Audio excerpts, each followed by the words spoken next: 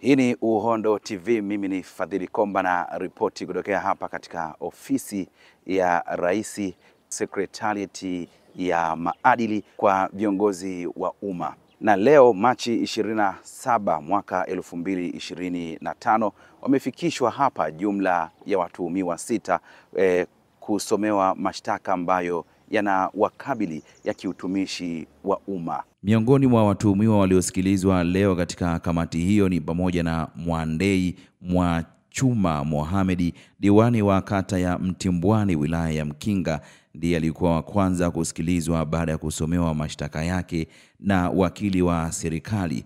Amekiri kosa lake na hivyo baraza limemkuta na hatia.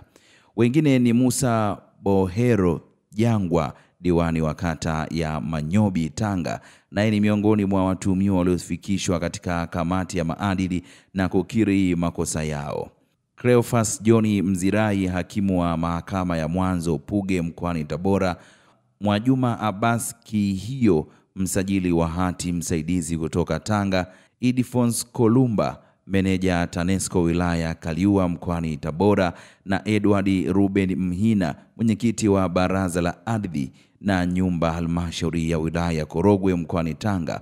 Wote hao wamekiri makosa waliosomewa na baraza limewatia hatiani. Secretariat ya maadili ya viongozi kwa umma ni taasisi inayojitegemea chini ya ofisi ya Rais iliyoanzishwa kwa mujibu wa ibara ya 132 ya Katiba ya Jamhuri ya Muungano wa Tanzania ya mwaka 1977 kwa lengo la kutekeleza sheria ya maadili ya viongozi wa umma namba 13 ya mwaka 1995.